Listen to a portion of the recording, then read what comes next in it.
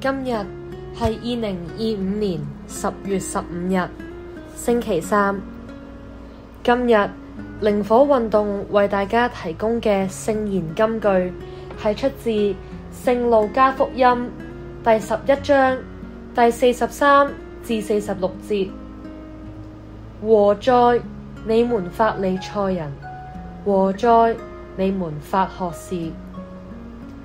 今日都係教會紀念一位聖人嘅紀念日，佢係聖德蘭亞維拉。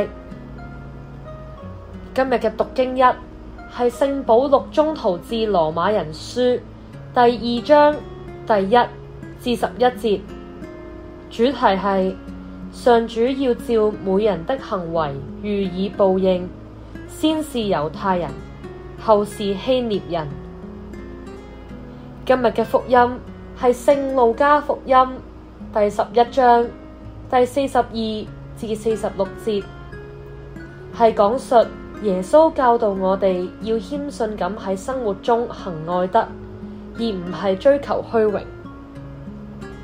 今日靈火運動為大家提供嘅默想內容如下：今日嘅福音入面，耶穌嚴厲咁提醒法利賽人同法學士，你們加給人不堪負荷的重擔，而你們自己連一個指頭也不肯動。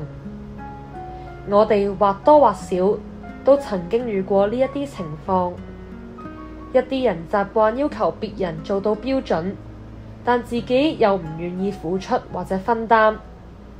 咁樣嘅態度唔單止會造成壓力，更令信仰失去愛嘅本質。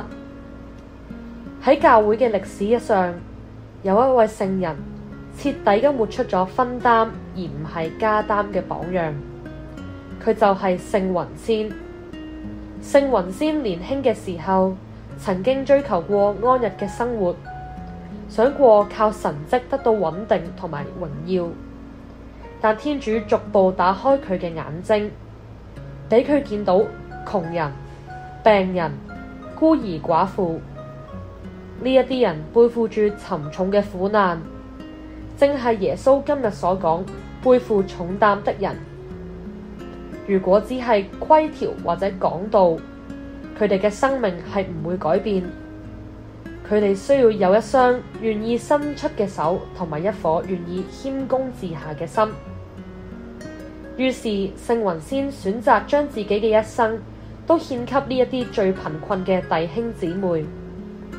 佢創立咗慈善嘅團體，俾司鐸同埋修女能夠一齊輔助病人、窮人、孤兒。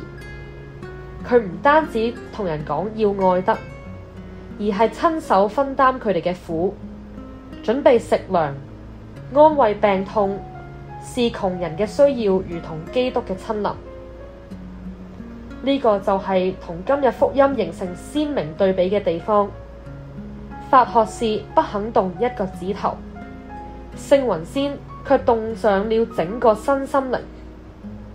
佢將信仰從文字變成咗行動，將公義與愛天主落實喺日常最實際嘅服事中。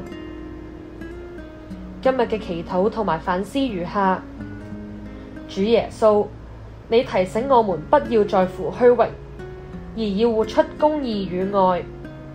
求你賜我們力量，效法聖雲仙，勇於分擔他人的苦難。願我們今天離開這裡時，能帶着一份實際的愛心，成為別人的祝福。亞孟。願天主祝福大家。